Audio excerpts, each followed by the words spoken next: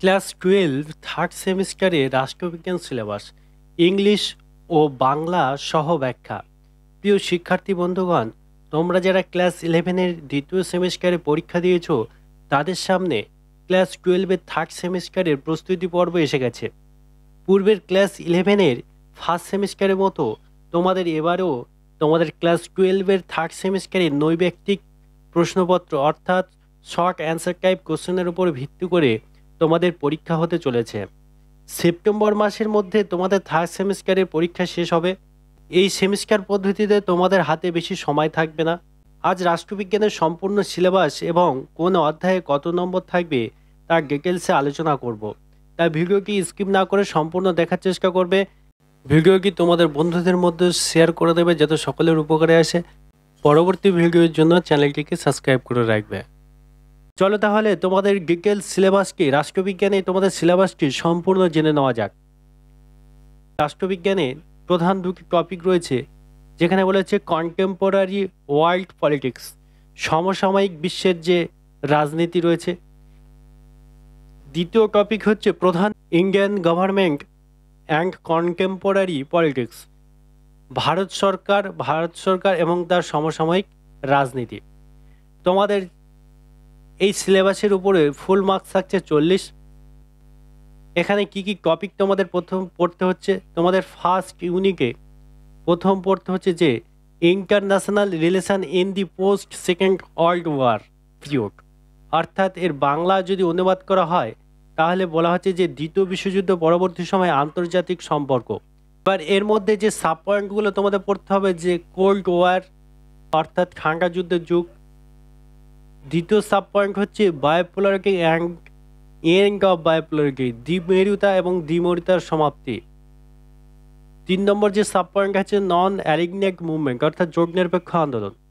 এখান থেকে তোমাদের থাকছে এই ইউনিট থেকে মোট থাকবে তোমাদের 8 নম্বর, অর্থাৎ এখান থেকে সব কিছু কিন্তু এমসিকিউ টাইপ প্রশ্ন থাকবে। ইউনিট দ্বিতীয় ইউনিটে যাব। এবার দ্বিতীয় ইউনিটে তোমাদের থাকছে মোট 8 নম্বর। এখান থেকে তোমাদের পড়তে হচ্ছে যে ইন্টারন্যাশনাল অর্গানাইজেশন অ্যান্ড ইনস্টিটিউশন, আন্তর্জাতিক সংস্থা এবং প্রতিষ্ঠান। এখানে এর মধ্যে তোমাদের যে সাব পয়েন্টগুলো থাকছে United nation AIIMS and principles, জাতিসংঘ এর উদ্দেশ্য এবং নীতি। দ্বিতীয় হচ্ছে general assembly composition and function, অর্থাৎ সাধারণ পরিষদ এর গঠন ও কার্যকারিতা।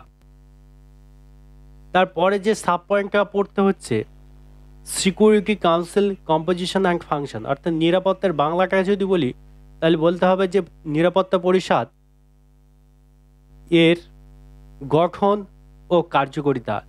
এখানে বানানটা একটু ঠিক করতে হবে গঠন ও কার্যকারিতা, গঠন এবং কার্যকারিতা। তারপরে যে সাব পয়েন্টটা আমাদের পড়তে হবে যে ইসিও এসওসি কম্পোজিশন অ্যান্ড ফাংশন, অর্থাৎ এর গঠন ও কার্যাবলী। তারপরে যে সাব পয়েন্ট আছে যে ইন্টারন্যাশনাল কোর্ট অফ জাস্টিস, আন্তর্জাতিক বিচার আদালত। তারপর যে সাব পয়েন্ট আছে এজেন্সিস ইউনিসেফ, ইউনেস্কো, হু, এই যে সংস্থাগুলো রয়েছে সেই সংস্থাগুলো এখানে পড়তে হবে। আমরা চলে যাব এখানে, আমরা এবার যাব 3 নম্বর ইউনিটে। থার্ড ইউনিটে আমাদের যে প্রধান টপিকটা রয়েছে যে security in the contemporary world, সমসাময়িক বিশ্বের যে নিরাপত্তাটা।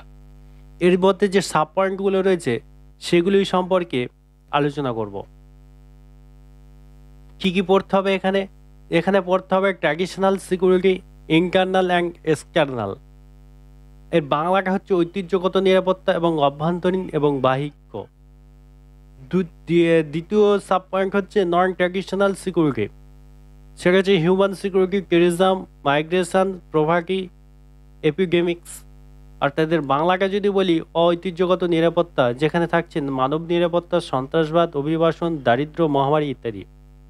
তারপর হচ্ছে এনভায়রনমেন্টাল সিকিউরিটি, অর্থাৎ এর বাংলাটা হচ্ছে পরিবেশগত নিরাপত্তা। এখান থেকে তোমাদের টোটাল থাকবে 7 নম্বর। এখান থেকে তোমাদের থাকছে 7 নম্বরের এমসিকিউ। তারপরে চলে যাব আমরা ইউনিট 4-এ। এখানে তোমাদের মোট নম্বর থাকছে 5।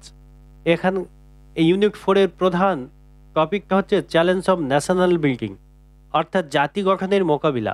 তারপরে সাব পয়েন্ট হচ্ছে যে পাকিস্তান অফ ইন্ডিয়া, ভারত ভাগ। দ্বিতীয় হচ্ছে রিফিউজি প্রবলেম। 3 নম্বর হচ্ছে ইন্টিগ্রেশন অফ প্রিন্সিপাল স্টেট, দেশীয় রাজ্যগুলির একত্রীকরণ। তারপরে হচ্ছে sub point linguistic reorganisation of state, রাষ্ট্রের ভাষাগত পুনর্গঠন। আমাদের ভারতবর্ষে অনেক প্রবলেম আছে, সেই ভাষাগতর কারণে আমাদের জাতীয়তাবাদে যে সমস্যার সৃষ্টি হয় সেগুলির সাথে মোকাবিলা, অর্থাৎ সেগুলি পুনর্গঠন করতে হবে। তারপরে যাব আমরা 5 নম্বর ইউনিট। 5 নম্বর ইউনিটে তোমাদের মোট নম্বর থাকছে 5 নম্বর। এই 5 নম্বর ইউনিটের প্রধান টপিক হচ্ছে political parties and party system, অর্থাৎ এর বাংলাটা হচ্ছে রাজনৈতিক দল এবং দলীয় ব্যবস্থা। এর সাব পয়েন্ট হচ্ছে definition and feature of political parties, রাজনৈতিক দলের সংজ্ঞা এবং বৈশিষ্ট্য। তারপরে হচ্ছে সাব পয়েন্ট হচ্ছে ফাংশন অফ পলিটিক্যাল পার্টিস, রাজনৈতিক দলগুলির কার্যকারিতা। তারপরে হচ্ছে যে সাব পয়েন্টটা হচ্ছে যে election process of India and electoral reform, অর্থাৎ ভারতের নির্বাচনী প্রক্রিয়া এবং নির্বাচনী সংস্কার। তারপরে আমাদের লাস্ট ইউনিট অর্থাৎ 6 নম্বর ইউনিটে যাব। এখান থেকে তোমাদের মোট প্রশ্ন থাকছে 7টি প্রশ্ন। এখানে তোমাদের মোট 7টি প্রশ্ন থাকবে এমসিকিউ। এই ইউনিট 6-এর প্রধান টপিক হচ্ছে ইন্ডিয়ানস ফরেন পলিসি, এর বাংলাটা হচ্ছে ভারতের পররাষ্ট্রনীতি। এর মধ্যে তোমাদের পড়তে হচ্ছে সাব পয়েন্টগুলো হলো India and her neighbours, Sri Lanka, Pakistan, Bangladesh, Nepal, Bhutan, মালদ্বীপ এক্সেট্রা। এর বাংলাটা হচ্ছে ভারত এবং তার প্রতিবেশী শ্রীলঙ্কা, পাকিস্তান, বাংলাদেশ, নেপাল, ভুটান ইত্যাদি। তারপর হচ্ছে সাব পয়েন্ট হচ্ছে major powers, US, Russia and China, প্রধান শক্তি। এর বাংলাটা হচ্ছে মার্কিন যুক্তরাষ্ট্র, রাশিয়া এবং চীন। তারপর হচ্ছে ইন্ডিয়ান নিউক্লিয়ার পলিসি, যার বাংলাটা হচ্ছে ভারতের পারমাণবিক নীতি। পোখরান 1, পোখরান 2, পিটি, ভিটি, সিটি, ভিটি, এনপিটি ইত্যাদি। এই ছিল তোমাদের রাষ্ট্রবিজ্ঞানের সম্পূর্ণ সিলেবাস। ভিডিওটি তোমাদের বন্ধুদের মাঝখানে ছড়িয়ে দেবে। নতুন সাবজেক্টের সিলেবাস পেতে চ্যানেলটিকে অবশ্যই সাবস্ক্রাইব করে রাখবে।